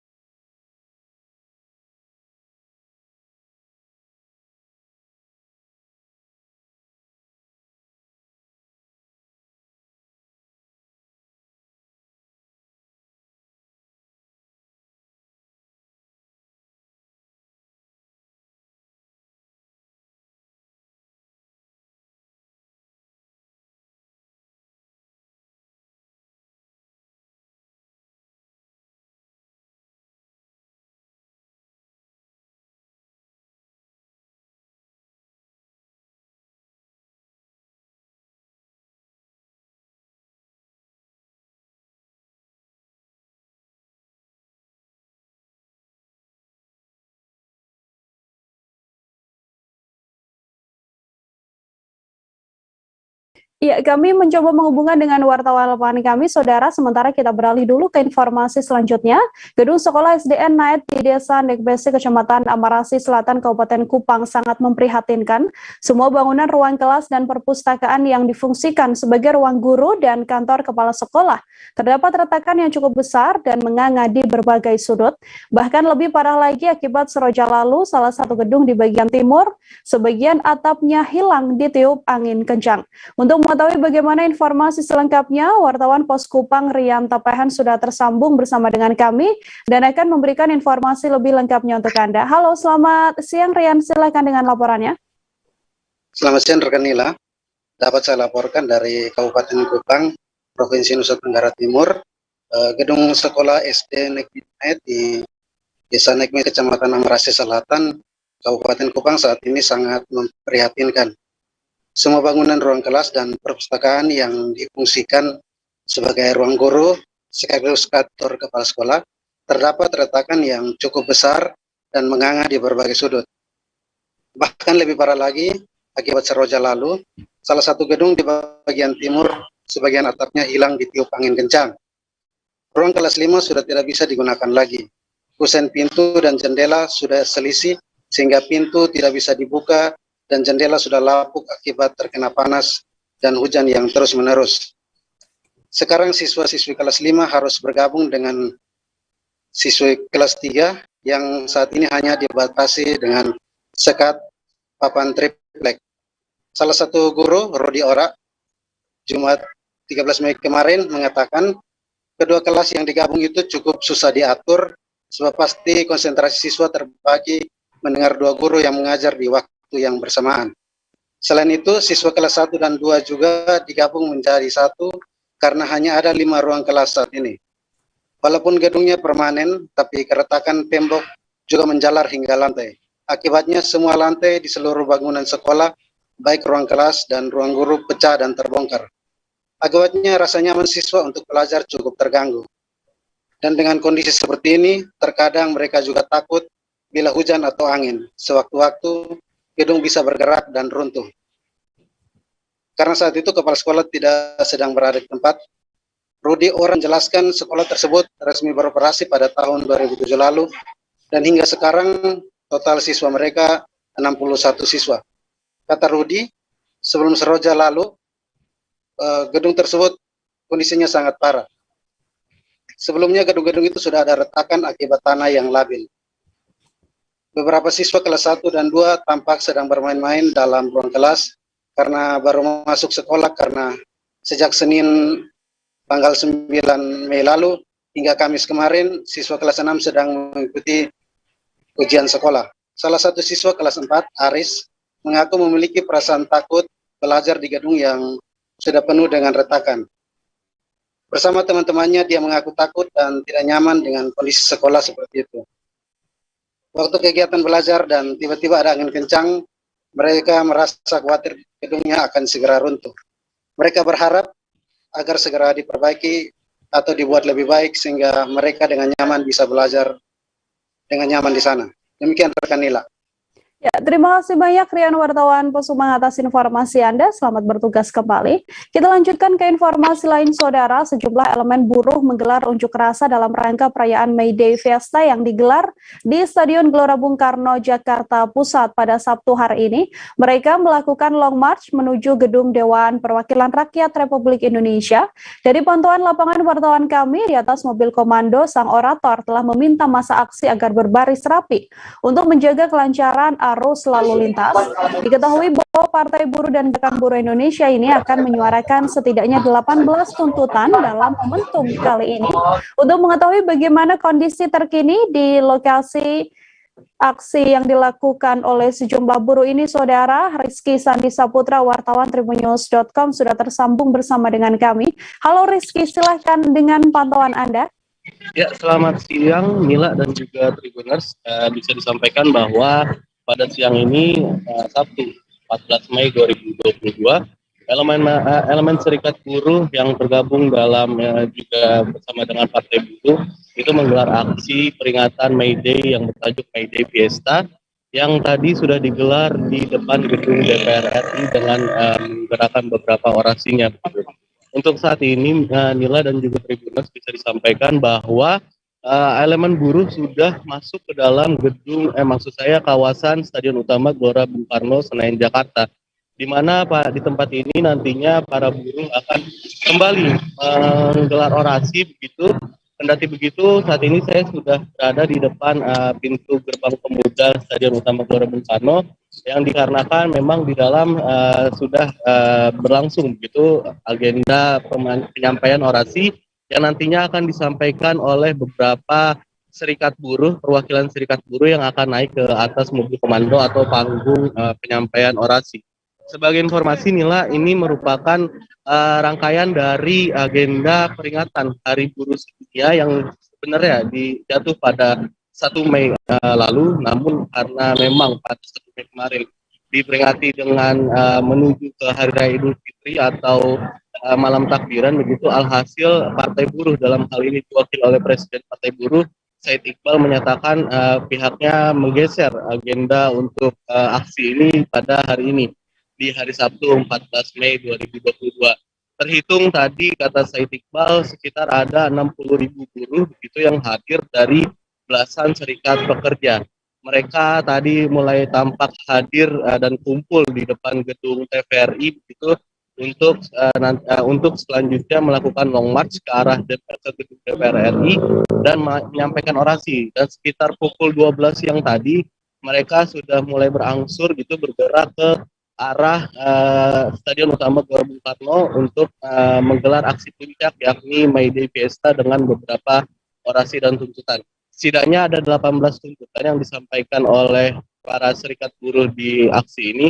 Ya, diantaranya salah satunya ini dengan meminta pemerintah untuk menghapus sistem outsourcing gitu dan juga menolak upah murah kepada pekerja serta juga mensejahterakan guru dengan mengangkat guru honorer menjadi ASN dan juga meminta kejelasan status para driver ojek online yang menurut mereka status mereka masih belum diketahui gitu karena memang dia hanya diakui sebagai mitra.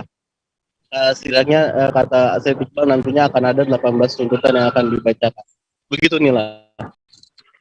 Terima kasih Rizky Sandi Saputra, wartawan Tribun News melaporkan saudara terkait bagaimana kondisi terkini May Day yang digelar oleh Serikat Buruh.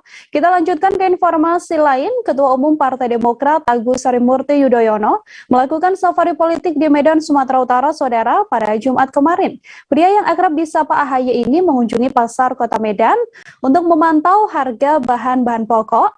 AHY datang bersama dengan sang istri dan juga menyapa masyarakat di pasar Kota Medan. Ia pun telah menyempatkan diri berdialog bersama para pedagang pasar. AHY berjanji akan mendorong dan juga memberikan masukan ke pemerintah agar bisa menstabilkan kembali harga-harga barang pokok yang saat ini terbilang masih cukup tinggi. Informasi lebih lengkapnya, Anugrah wartawan Tribun Medan tersambung bersama dengan saya dan akan memberikan informasi lebih lengkapnya pada Anda. Halo Anugrah, silakan dengan pantauan Anda. Ya, selamat siang Nila dan Tribuner semua. Nah, hari ini memang AHY atau Agus Harimurti Yudhoyono, Ketua Umum Partai Demokrat, masih berada di Sumut. Namun hari ini agenda safari politiknya sudah selesai karena dia hari ini sedang berada di Taman Simalem di kawasan destinasi Danau Toba. Namun sejak hari Kamis kemarin, AHY bersama sejumlah pengurus Partai Demokrat itu mendatangi atau hadir di Kota Medan dalam agenda pelantikan DPP Partai Demokrat Sumatera Utara. Nah, pada hari itu memang AHY sendiri melantik Ketua DPD Partai Demokrat yaitu Muhammad Lokot yang berlangsung di Santika Hotel Kota Medan. Nah, pada hari kedua di safari politiknya AHY itu kemarin sempat mendatangi para pedagang dan masyarakat yang berada di pusat pasar Kota Medan di Kecamatan Medan Baru, Kota Medan pada hari Jumat kemarin. Nah, pada saat itu dirinya AHY didampingi oleh sang istri Anissa Pohan dan juga Ketua DPD Partai Demokrat yaitu Muhammad Lokot. Nah, pada saat itu dia menemui beberapa pedagang. AHY tampak semalam melihat bagaimana keadaan para pedagang usai pandemi COVID-19 yang saat ini sudah mulai mereda dan setelah pasca Lebaran Idul Fitri 1443 Hijriah. Nah, semalam AHY juga sempat berdialog dengan beberapa masyarakat dan juga pedagang yang ada di sana. Dia menyerap bagaimana AHY setelah mendengarkan aspirasi dari pedagang, dia menyatakan kalau sampai sejauh ini ekonomi masyarakat khususnya masyarakat menengah ke bawah itu masih kesulitan untuk memenuhi kebutuhannya sehari-hari. Karena apa? Karena memang terjadi peningkatan kenaikan tarif atau kenaikan harga kebutuhan pokok. Khususnya ada beberapa komoditi yang sangat dieluh-eluhkan karena memang sangat langka begitu. Salah satunya minyak goreng. AHY menyebut banyak masyarakat di beberapa daerah termasuk di Kota Medan meminta kepada dirinya untuk menyampaikan kepada pemerintah agar kebutuhan pokok itu tersedia sehingga masyarakat tidak kesulitan untuk memenuhi kebutuhannya, karena ketika harga naik itu pasti disebabkan karena kekurangan atau kelangkaan minyak goreng salah satu contohnya. AHY juga menyatakan selain itu semalam AHY juga bertemu dengan pengrajin, penggiat UMKM. Di situ AHY juga menyampaikan kalau pemerintah juga harus fokus untuk kembali meningkatkan kualitas UMKM, membantu mendorong UMKM untuk berkembang sehingga masyarakat bisa mendapat penghasilan, karena dia menyebut UMKM adalah sektor utama penghasilan masyarakat di Indonesia. Oleh karena itu, AHY juga sempat menyentil bagaimana kebijakan-kebijakan pemerintah yang saat ini hanya fokus terhadap pembangunan infrastruktur. Dia membandingkan bagaimana ketika masa kepemimpinan SBY saat itu pelaku-pelaku UMKM terus dibantu, terus dibina, sehingga pelaku-pelaku UMKM bisa dapat mengembangkan usahanya begitu, Nila. Baik, terima kasih Anugrah wartawan Tribun Medan melaporkan saudara terkait kunjungan Agus Harimurti Yudhoyono di Medan, Sumatera Utara. Kita ke informasi lain, kejadian tanah longsor terjadi di areal tambang batubara milik PT Pipit Mutiara Jaya atau PMJ di Desa Sengkong, Kecamatan Sesayap Hilir, Kabupaten Tanah Tidung pada Senin lalu. Update insiden yang telah menewaskan seorang korban ini sudah menetapkan seorang tersangka, saudara. Hal tersebut diungkapkan oleh Kapolres Bulungan AKBP Ronaldo Maradona setelah tim Satreskrim pada siang kemarin melakukan pemeriksaan setidaknya terhadap 12 orang pihak penanggung jawab perusahaan PT PMJ. AKBP Ronaldo Maradona menyebut satu tersangka yang bekerja di PT PMJ berinisial JR yang merupakan selaku Kepala Teknik Tambang.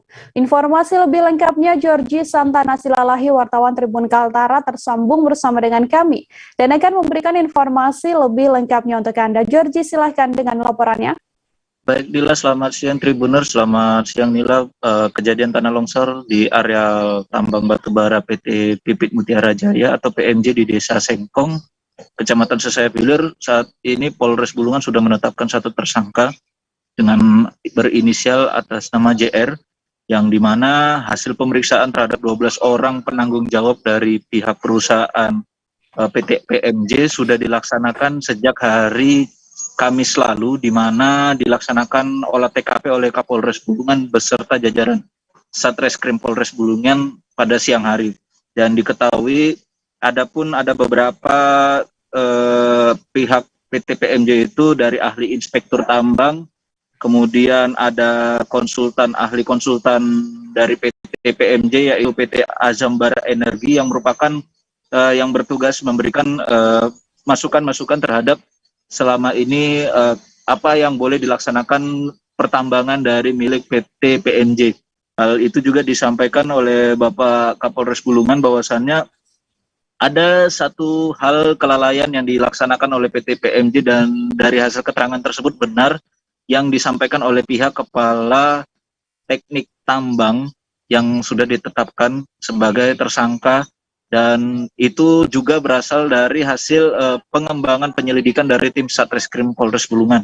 Sementara itu ada 2 alat berat berupa ekskavator yang sudah diamankan menjadi barang bukti aktivitas pada pertambangan pada kejadian beberapa bulan yang lalu. Bahwasannya 2 alat ini masih berada di lokasi sehingga beberapa waktu ke depan atau pekan ke depan akan dilakukan pengangkatan dari dasar tempat terjadinya tanah longsor waktu proses pertambangan berlangsung. Demikian nilai yang bisa dapat saya sampaikan, kembali ke studio. Baik, wartawan Tribun Kaltara Georgie Santana Silalahi melaporkan, saudara. Kita ke informasi selanjutnya. Penculik berantai belasan bocah laki-laki di Bogor dan juga Jakarta diketahui bukanlah residivis biasa. Pria berinisial ARA ini diketahui merupakan mantan narapidana terorisme. Ia bahkan tercatat pernah melakukan tindak kriminal sebagai sosok yang membakar kediaman mendiang Ustadz Jeffrey Al-Bukhari. Pria berinisial ARA yang berasal dari Depok, Jawa Barat itu berhasil ditangkap kepolisian di kawasan Jakarta pada Kamis kemarin karena kasus penculikan. Untuk mengetahui bagaimana informasi lebih lengkapnya, Saudara sudah tersambung bersama dengan saya, wartawan Tribun Jakarta, Anas Furqon Hakim, yang akan memberikan update informasi terkini untuk Anda. Halo, selamat siang Anas. Bisa dilaporkan bagaimana sosok menurut kesaksian orang-orang di sekitar begitu ya untuk sosok pelaku penculik berantai ini? Ya, baik. Mila, siang tadi tribunjakarta.com telah mewawancarai salah satu korban penculikan di kawasan Pondok Aren, Tangerang Selatan. Bocah berusia 12 tahun berinisial KDP itu diculik oleh seorang pria berinisial ARA yang berusia 28 tahun di kawasan Danau Kavalio, Ulu Jami, Pesanggerahan, Jakarta Selatan pada Selasa 10 Mei 2022 lalu. Ketika itu, menurut pengakuan dari korban, saat itu dirinya dan kedua orang temannya tengah bermain di Danau Kavalio. Kemudian ketiganya memutuskan untuk duduk-duduk di sekitar Danau Kavalio. KDB hanya duduk di sekitar danau tersebut, namun dua orang temannya disebut tengah merokok dan tidak menggunakan masker. Tak lama kemudian pelaku yang menggunakan jaket hitam dan mengendarai sepeda motor Yamaha Lexi menghampiri ketiga korban. Dengan nada tegas dan berlagak seperti aparat keamanan, pelaku kemudian menegur ketiga korban karena tidak menggunakan masker dan merokok. Pelaku juga mengingatkan korban atau mengancam para korban untuk dimasukkan ke dalam penjara karena telah melanggar pasal-pasal tertentu. Setelahnya, ketiga pelaku digiring ke kawasan Perdatam hingga kawasan Fatmawati. Disitulah pelaku merampas handphone ketiga korban. Pelaku mengambil 3 handphone yang kemudian dijual ke berbagai daerah. Menurut keterangan dari korban KDP, dirinya sempat diajak berkeliling hingga ke Bandung, Cianjur, hingga Purwakarta selama 3 hari dalam masa penculikan tersebut. Terakhir, KDP diturunkan oleh pelaku di kawasan Patal Senayan, tepatnya di depan sebuah masjid. Setelah itu, KDP berjalan menuju sebuah warung yang tak jauh dari tempat dia diturunkan. Berselang 2 jam kemudian, ia mendengar suara tembakan, tepatnya 2 kali tembakan, yang mengindikasikan bahwa telah terjadi penangkapan terhadap pelaku. Sementara itu, ayah korban bernama Subeno berharap pelaku ARA dihukum seberat-beratnya sesuai dengan pasal yang berlaku. Begitu, ya. Ya, terima kasih banyak Anas Furqon Hakim, wartawan Tribun Jakarta melaporkan Saudara terkait update terkini bagaimana kasus penculik berantai yang membawa setidaknya 10 bocah di wilayah Bogor dan juga Jakarta. Kita ke informasi selanjutnya. Ombudsman Republik Indonesia perwakilan Kepri bersama Bright PLN Batam telah melakukan inspeksi mendadak pembangkit PLTU Tanjung Kasam pada Jumat sekira pukul 11 siang. Kegiatan ini dilakukan lantaran Ombudsman mendapatkan keluhan masyarakat terkait pemadaman bergilir beberapa hari terakhir. Sidang ini sebagai wujud memastikan layanan Bright PLN Batam yang bisa berjalan dengan baik. Pasalnya pihaknya mendapatkan informasi masih ada pemadaman bergilir di beberapa lokasi. Informasi selengkapnya wartawan Tribun Batam Roma Uli Sianturi tersambung bersama dengan saya dan akan memberikan informasi lebih lengkapnya untuk Anda. Halo, selamat siang Roma, silahkan dengan laporannya. Halo, selamat siang rekan Nila, terima kasih. Nah, oke Tribuners dan rekan Nila, Ombudsman RI perwakilan Kepri melakukan inspeksi mendadak terhadap pembangkit listrik PLTU yang ada di Tanjung Kasam. Nah, lokasi ini tidak jauh berada dari kantornya Ombudsman Kepri sendiri yang berada di Batam Kota. Nah, dengan menggunakan 2 mobil bersama tim-timnya, Ombudsman langsung menuju ke PT TJK Power yang bekerja sama dengan BREK PLN Batam terkait pembangkit listrik yang ada di Kota Batam. Nah, dalam hal ini pihak Direktur TJK Power sendiri menjelaskan kenapa alasannya adanya selalu pemadaman bergilir di Kota Batam sejak tanggal 12 kemarin. Dan kondisi ini diprediksi hingga tanggal 19 Mei mendatang. Hal ini dikarenakan beberapa unit listrik mesin yang ada di Tanjung Kasam itu dilakukan pemeliharaan. Nah, pemeliharaan ini memang rutin dilakukan selama 6 bulan sekali secara bertahap. Hal ini dilakukan agar kondisi listrik atau mesin listrik di Kota Batam bisa terjamin. Nah, kendati demikian, bahan bakunya dari batu bara itu masih juga dalam kondisi yang cukup dan tidak ada mengalami kekurangan. Begitu rekan Nila. Nah, sayangnya sewaktu sidak, lantaran adanya pemeliharaan ini, pihak Ombudsman tidak diberikan untuk turun dari mobil. Pihak Ombudsman hanya melihat kondisi pemeliharaan mesin dari dalam mobil saja. Nah, jadi komunikasi ini dilakukan di dalam ruangan kantor PT TJK Power. Begitu rekan Nila. Nah, dalam hal ini pihak Ombudsman RI perwakilan Kepri juga meminta kepada BREK PLN Batam agar melakukan pemeliharaan dengan baik secara maksimal sehingga tidak ada lagi pemadaman bergilir. Apalagi saat ini kondisi Kota Batam sedang menghadapi ujian sekolah untuk anak-anak sekolah dan sangat disayangkan apabila dalam keadaan mati listrik ataupun adanya pemadaman bergilir.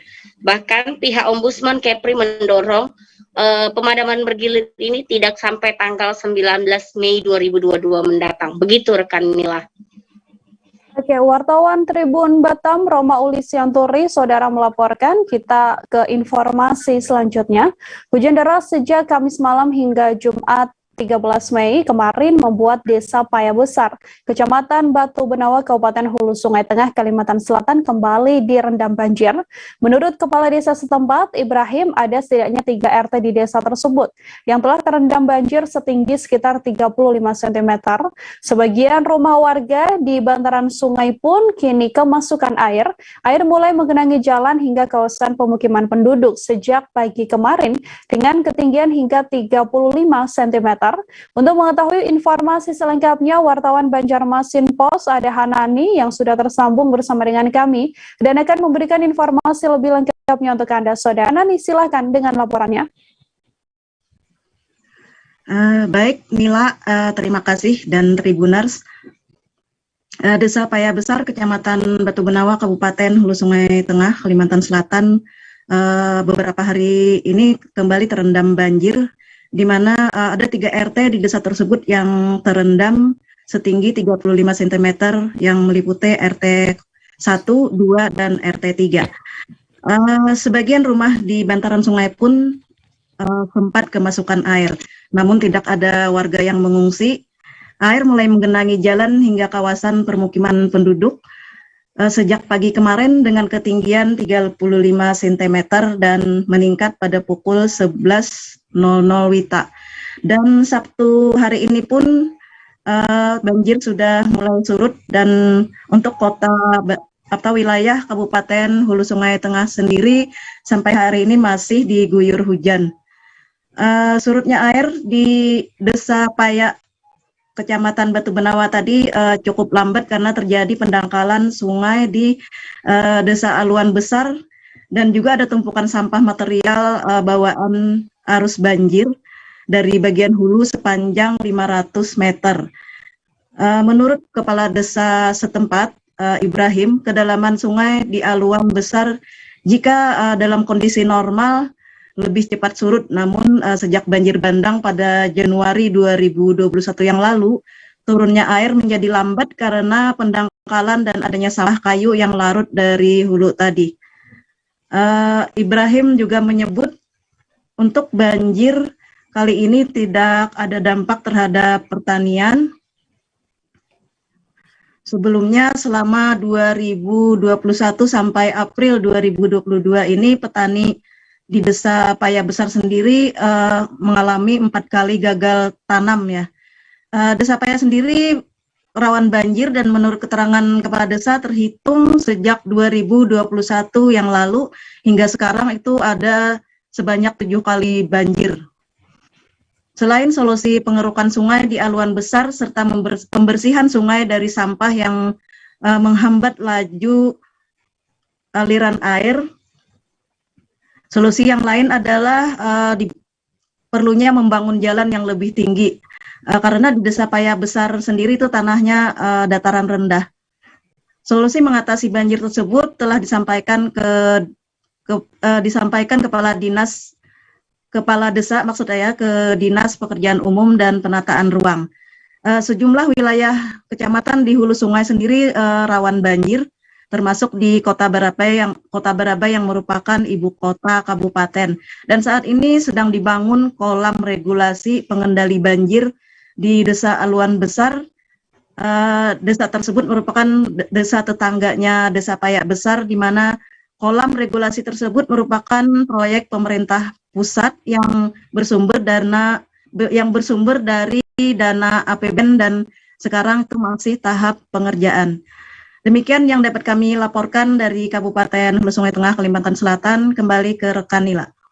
Baik, terima kasih banyak atas laporannya. Selamat bertugas kembali. Kita ke informasi selanjutnya, Saudara. Kepala Dinas Pendidikan dan Kebudayaan Kota Bitung, Eugenia Mantiri, menjadi sorotan dan juga pusat perhatian saat pelaksanaan upacara memperingati Hari Pendidikan Nasional di kantor lapangan upacara Kantor Wali Kota Bitung. Eugenia Mantiri bertindak sebagai pemimpin upacara dan juga mengenakan busana tari kebesaran. Tari kebesaran adalah tarian perang Suka Minahasa, lengkap dengan segala macam pernak-perniknya seperti bulu ayam jago, tengkorak gading, mulut burung, dan juga lainnya. Informasi selengkapnya, Saudara, Christian Wayongkere, wartawan Tribun Manado, sudah tersambung bersama dengan kami dan akan memberikan informasi lebih lengkapnya untuk Anda. Halo Christian, silahkan dengan laporan Anda. Selamat siang rekan Nila dan Tribuners dimanapun Anda berada. Baiklah, dapat kami laporkan untuk pelaksanaan kegiatan memperingati Hari Pendidikan Nasional Hardiknas tahun 2022, di mana pemerintah Kota Bitung, terlebih khusus elemen pendidikan, menggelar upacara bendera memperingati Hardiknas tahun 2022.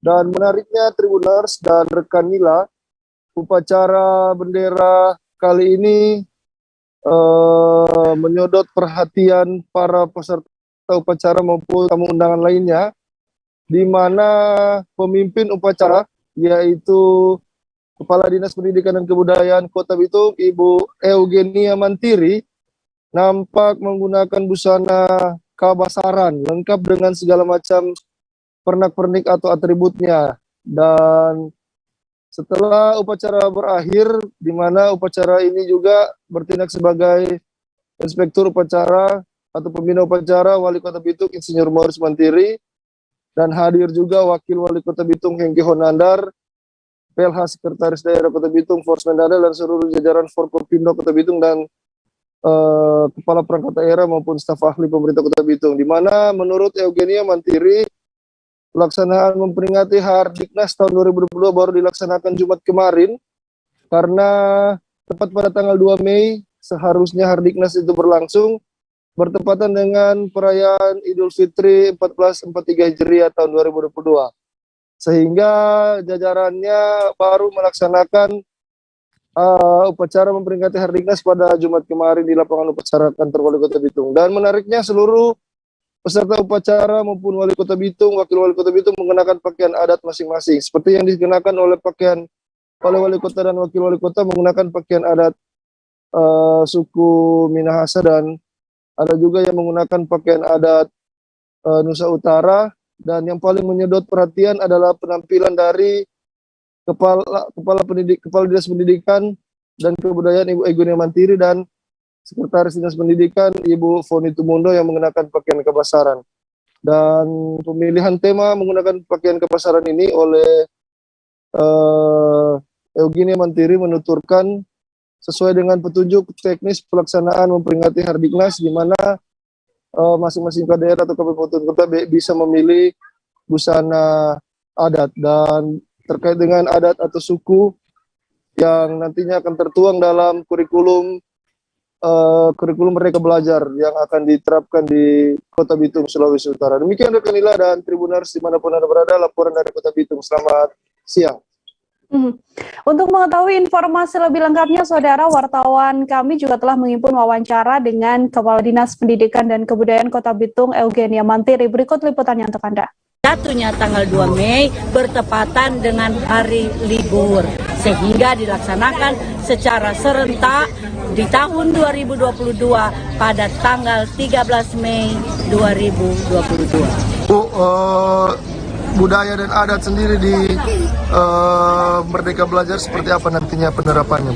Penerapan budaya belajar di Merdeka Belajar, mereka menerapkan semua profil-profil pelajar Pancasila, mereka terapkan di sekolah masing-masing sesuai dengan pilihan yang ada di sekolah tersebut. Berkaitan dengan digitalisasi. Berkaitan dengan digitalisasi, kan di Kota Bitung diterapkan digitalisasi. Sekolah berangsur-angsur memulihkan bahwa sekolah tersebut harus ada digitalisasi. Sudah mulai dengan ujian akhir sekolah pada saat ini, mereka sudah digitalisasi, tetapi belum semua sekolah. Masih ada beberapa SMP, beberapa SD, mereka melaksanakan ujian akhir sekolah secara digitalisasi. Bu, tadi ada penyampaian dari Pak Wali akan melibatkan unsur TNI dan Polri untuk meningkatkan IPM dari 12 tahun menjadi 13 tahun bahkan lebih. Bagaimana responnya itu? Oh, sungguh sangat baik kalau Kapolres sama Dandim melibatkan diri dalam penentuan siswa-siswa putus sekolah. Itu Puluhan warga Kampung Topak, Desa Gololangkok, Kecamatan Rahong Utara, Kabupaten Manggarai, saudara, bergotong royong membersihkan dan memperbaiki jalan rusak yang menghubungkan Kampung Topak dan Kampung Langke, Desa Liangbua, Kecamatan Rahong Utara. Kerja bakti ini untuk memperbaiki beberapa titik jalan yang rusak dan berlubang agar akses transportasi dari desa tersebut menuju jalur umum tidak terhambat. Untuk mengetahui bagaimana informasi selengkapnya, wartawan Tribun Flores Charles Abar sudah tersambung bersama dengan kami dan akan memberikan informasi lebih lengkap untuk Anda. Charles, silahkan dengan laporan Anda. Oke, baik. Terima kasih rekan Nila dan sahabat Tribuners dimanapun Anda berada.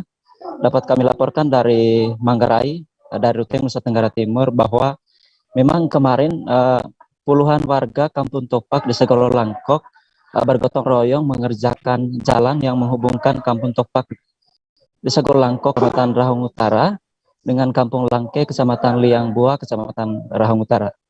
Ya, kerja bakti ini Nila dan sahabat Tribuners ini atas kerjasama dari Ketua Dewan Stasi Paroki dengan Kepala Dusun dan RT RW yang ada di Kampung Topak. Ya, memang Kampung Topak merupakan salah satu kampung yang terletak di Rahong Utara, Kabupaten Manggarai, yang memiliki 3 akses menuju ke sana, yaitu akses dari Tongke, Kecamatan Ruteng menuju Topak, dengan dari Meti, Kecamatan WRI menuju Topak. Selain itu juga ada akses dari 2 tempat, yaitu dari Kampung Beukina menuju Kampung Topak, Desa Gololangkok, Kecamatan Rahong Utara. Selain itu ada juga akses dari Kampung Langke menuju Topak, Kecamatan Rahong Utara, Kabupaten Manggarai. Namun dari keempat akses ini tidak satu pun jalan yang terjamin, semua dipenuhi dengan jalan yang berlubang, sehingga akses dari Kampung Topak menuju ke ibu kota Ruteng itu selalu terhambat. Memang selama ini warga Kampung Topak selalu bergotong royong untuk membersihkan material-material lumpur karena memang daerah ini merupakan daerah rawan longsor. Selain itu juga beberapa ruas jalan yang memang putus sehingga tidak bisa dilalui oleh kendaraan baik roda 4 maupun roda 2. Ya, selain itu juga Nila dapat Tribuners, Kampung Topak walaupun jarak dari Kota Ruteng menuju kampung ini sangat dekat, yaitu kurang lebih 15 km, namun sangat disayangkan kampung ini masih belum teraliri listrik ke negara, sehingga sebagian besar masyarakat yang ada di Kampung Topak masih menggunakan genset dengan dibantu dengan tenaga surya.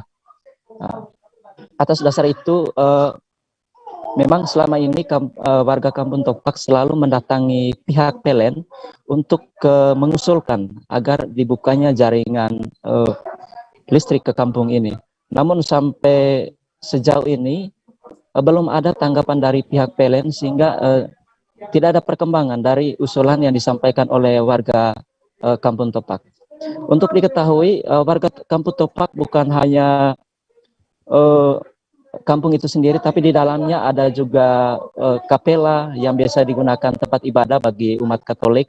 Selain itu juga di Kampung Topak ini juga ada beberapa fasilitas pendukung, yaitu SDN Topak, Sekolah Dasar Negeri Topak. Selain itu juga ada juga puskesmas di kampung ini, sehingga seringkali terjadi hambatan ketika petugas medis yang ada di Pustu Topak ini melakukan partus terhadap pasien yang hendak melahirkan karena tidak ada dukungan dari arus listrik. Memang selama ini masyarakat Kampung Topak sangat mengharapkan agar pemerintah Kabupaten Manggarai untuk memperbaiki ruas jalan, terlebih khusus yang menghubungkan Kampung Topak dengan Kampung Langke, karena memang ini yang sedikit baik dia punya ruas jalannya sehingga agak mudah untuk dilalui oleh masyarakat setempat.